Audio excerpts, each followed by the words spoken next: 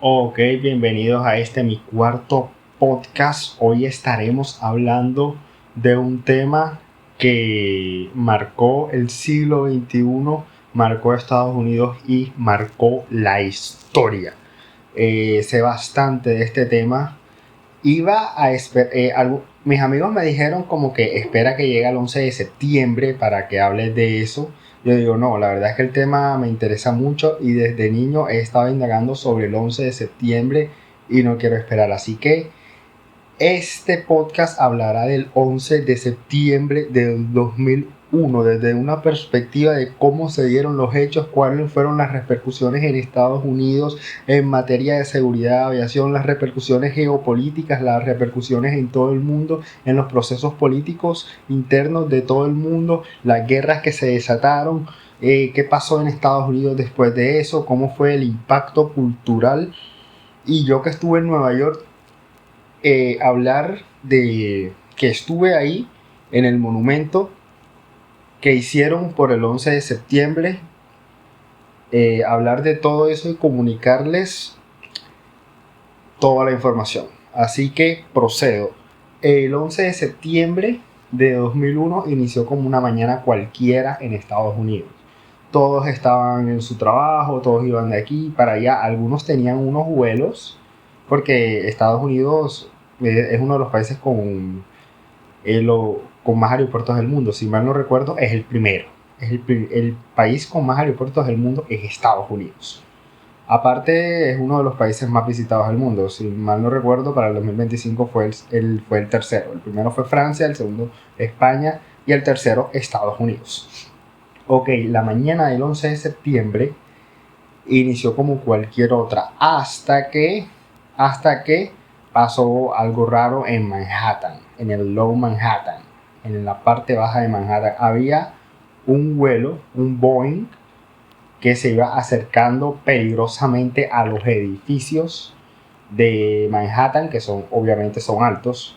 Se iba acercando peligrosamente a tal punto de que la gente en Nueva York ya comenzó a ver y dijo, no, el avión está demasiado cerca, ya esto va dando miedo. Y ¿qué pasa? Como Manhattan es una isla, como tú estás desde diferentes partes de Manhattan y tú ves las Torres Gemelas, entonces mucha gente estaba lejos,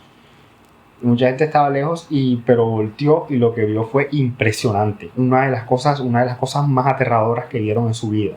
Lo van a recordar todo el tiempo. El vuelo impacta contra la torre. El vuelo impacta contra la torre. ¿Y qué pasa? Todos los noticieros del mundo a Nueva York. Lo que sea que estuvieran pasando en televisión, última hora, cancelen todo.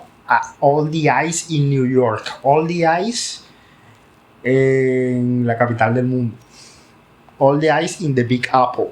Todos los ojos en la Gran Manzana. ¿Qué pasó? Se acaba de estrellar un avión en el World Trade Center. Porque, a ver, las Torres Gemelas es un nombre, o sea, como tal no se llamaban las Torres Gemelas. Las Torres Gemelas hacían parte de un complejo que se llamaba World Trade Center. Y tenía, si mal no estoy, 8 edificios. Y las Torres Gemelas eran dos de esos edificios. Entonces, como tal los edificios se llamaban el World Trade Center. Entonces, el primer vuelo contra la torre.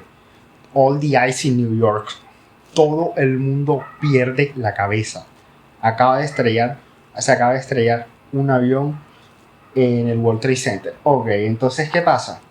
Mucha gente teoriza que pudo haber sido un error. Que el conductor del avión, el piloto, estaba borracho o alguna cosa, pudo haber sido un error. Entonces, hay esa sensación de desasosiego y preocupación en Nueva York. Unos minutos después, si mal no estoy, entre 50 y una hora después, estalla el segundo avión contra la otra torre. Es decir, Nueva York queda en shock. Los neoyorquinos y toda Estados Unidos y por supuesto todo el mundo queda en shock. Porque hay más videos de cuando de cuando impacta la segunda torre. Sencillo, porque, o sea, el primer vuelo impactó contra la primera torre y nada, o sea, nadie sabía que iba a pasar eso. Sin embargo, hay otros 2 o 3 videos aficionados que sí lograron captar ese momento. Pero obviamente cuando el otro avión impacta contra la otra torre, ya de eso sí hay todos los registros. Entonces, ¿qué pasa? La gente no se lo puede creer. Tanto en Colombia como en Latinoamérica, como en China, como en cualquier lugar, acaba de pasar una locura en Nueva York. Nueva York es la capital del mundo y quizás la ciudad más polémica de todo el mundo. Yo he estado en Nueva York y estuve un 23 de diciembre, eso es una película. O sea, si tú quieres, es más, si quieres ver la película, si quieres ver una película en 5D, vete a Nueva York. Es una locura, o sea, es una completa locura.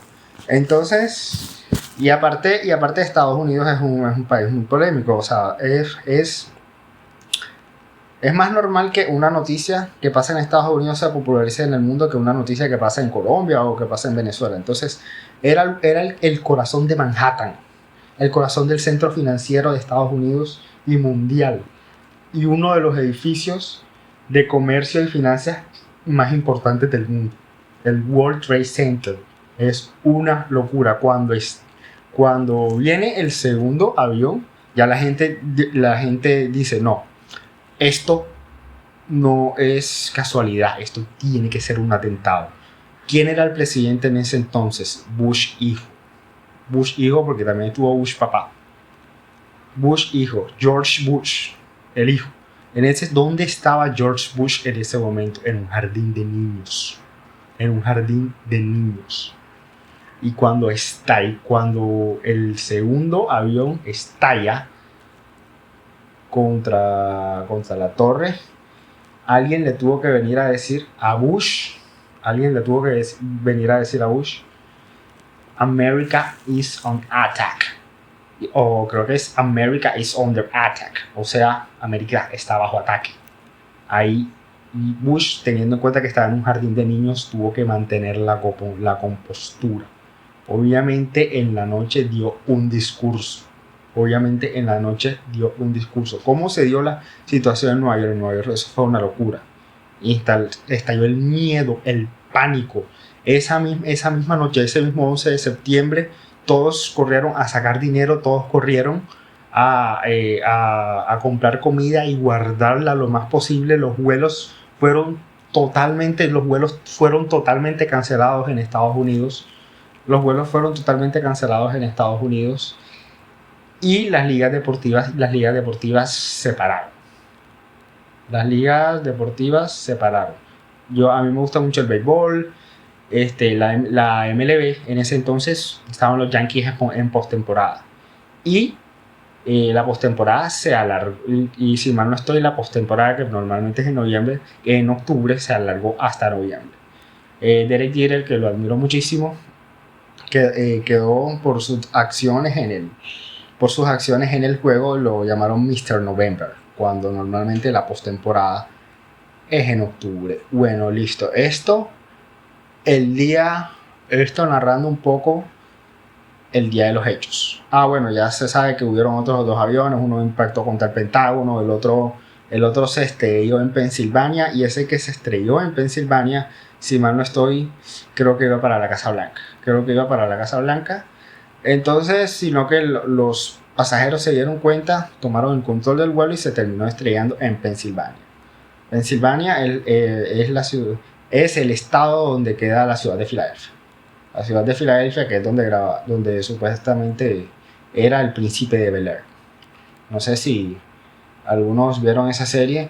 Ha llegado el príncipe de todo Bel-Air. Bueno, se supone que él era de Filadelfia. Ok, volviendo al tema del 11 de septiembre, el impacto fue una locura a nivel mundial. La potencia norteamericana estaba siendo atacada en el corazón financiero, en su casa, en la capital, nada más y nada menos que en Nueva York. Fue una completa locura. O sea, La gente no tenía palabras. Y es que bueno, vamos por una cuarta parte de este siglo y ha sido una locura. O sea, este 2026 es una locura, es una completa locura. Y el 2000 y esta primera cuarta parte del siglo ha tocado de todo. La revolución más grande en temas de comunicación de la historia, que es el Internet. A ver, el Internet sí se desarrolló el siglo pasado, pero como tal vino se perfeccionó y se vino a ver esta revolución este siglo. La revolución en temas de comunicación más grandes de la historia, sí lo creo, porque por favor, ¿cómo van a decir que no? La pandemia del COVID, por supuesto, la pandemia del COVID. Y ya sabe, y ya sabe, ya se vio la caída de Venezuela y la caída de Cuba.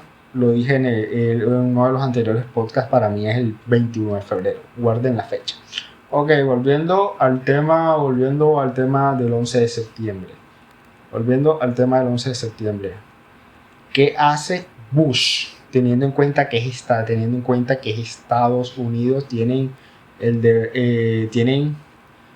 como esa imagen de superpotencia a nivel mundial, de que cualquiera que se meta con nosotros la va a pagar. Y tengan en cuenta que el ataque fue en el corazón de Estados Unidos, en el corazón financiero de Estados Unidos. Entonces, ¿qué hace Bush? Bush esa misma noche da un discurso donde dice a los perpetradores los vamos a perseguir hasta el fin del mundo. Los perpetradores los vamos a perseguir hasta el fin del mundo.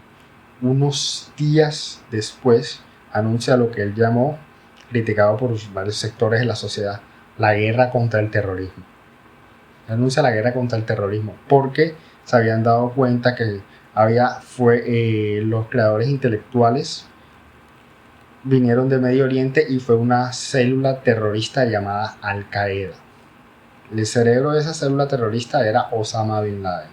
Bin Laden admitió autoría. Entonces, ¿qué pasa? El ataque vino de Medio Oriente.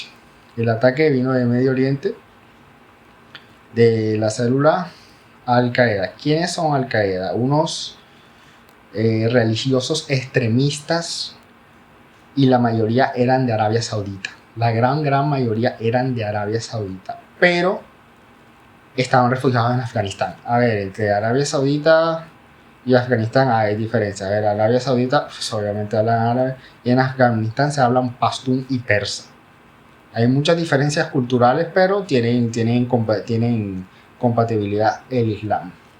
Entonces, al momento de Al-Qaeda, que la mayoría eran árabes y había algunos que otros afganos ahí, estaban en Afganistán y desde ahí perpetraron el ataque. Estados Unidos se da cuenta de esto, de que el ataque vino a Afganistán, vino perpetrado desde Afganistán, pero los creadores intelectuales fueron árabes. Entonces ahí es cuando, y bueno, en ese contexto, en Afganistán había un régimen criminal, autoritario de los talibanes. Los talibanes habían llegado al poder en el 1996 y instalaron una especie de Corea del Norte, pero religiosa. Estados Unidos dijeron, no nos metemos ahí, pero ya que ustedes tienen a Al-Qaeda dentro del territorio, vamos a llamarlos. El gobierno estadounidense llama a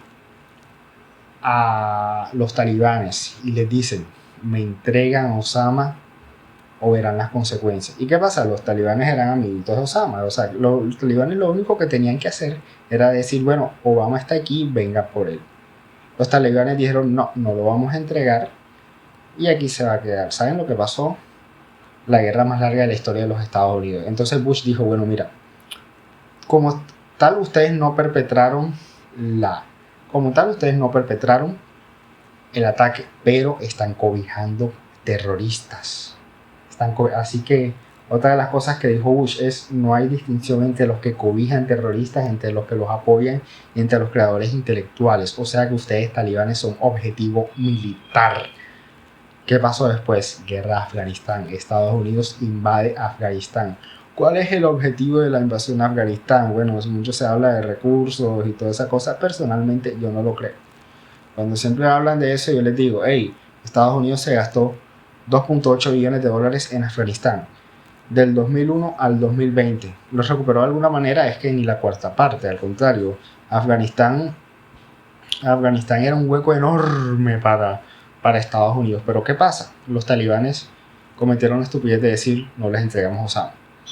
Los talibanes son unos miserables, tanto por los autoritarios como por esa convicción religiosa acérrima que llega al dogmatismo extremo, por colaborar con terroristas y por el régimen criminal y horrible que, como les dije, es la Corea del Norte, era la Corea del Norte del Islam. Entonces, ¿qué pasa? Guerra a Afganistán. Estados Unidos llega y dice, no, ustedes cobijan terroristas, por lo tanto son objetivo militar y ustedes no pueden estar en el poder. Y ahí comenzó la guerra de Afganistán. Eso, hablando de temas de guerra, de lo que significó la guerra contra el terrorismo, de lo que significó la guerra contra el terrorismo. Ok, entonces se dieron cuenta que los que perpetraron el ataque eran de Al Qaeda, la mayoría eran árabes. Habían 2 o 3 que podrían ser afganos, pero la mayoría eran árabes. Entonces, Osama Bin Laden era un millonario, era árabe millonario y organizó al millonario, pero tenía sus convicciones y un dogmatismo a nivel Dios. El dogmatismo en Medio Oriente con respecto al Islam es una cosa impresionante, loca. Algo así como un testigo de Jehová, pero un poco más, bastante más. Entonces, así es la cuestión. Entonces, desde Medio Oriente se perpetra el ataque. Entonces, ¿quién? Aquí viene una pregunta. ¿Y quién dio el dinero para los ataques? Eso es todo un debate. Se tiene rumores, y yo creo esos rumores de que, bueno, Bin Laden tiene plata, o tenía pues, pero de todas maneras recibieron financiación de Arabia Saudita, desde tantos sectores del Estado como del sector privado para perpetrar el ataque. Y eso es una de las cosas que le reclaman a la política internacional de Estados Unidos, que cómo es posible que estés uno de los mejores aliados de Estados Unidos en Medio Oriente es Arabia Saudita, y algunos reclaman y dicen cómo es posible que dentro de esas mismas estructuras del Estado y gente del sector privado se haya mandado dinero para perpetrar el peor ataque en la historia de los Estados Unidos, y tú seas aliado de Arabia Saudita y no reclames eso. ¿Cómo es posible?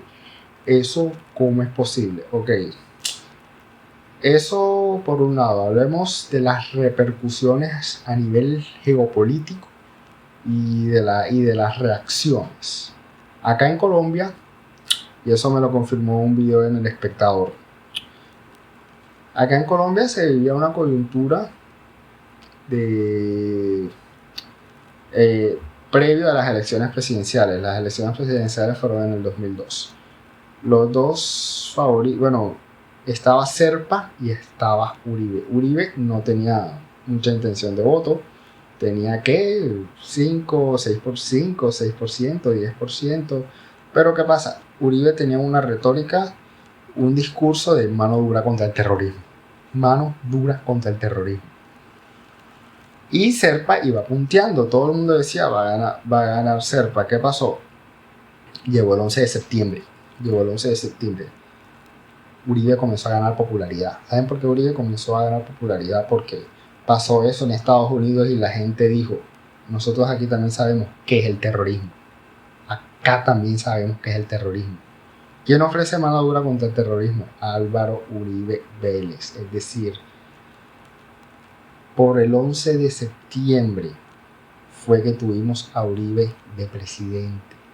Lo digo con toda la convicción y el conocimiento de historia que sé. Gracias por haber escuchado este podcast. Lo veo en una siguiente ocasión.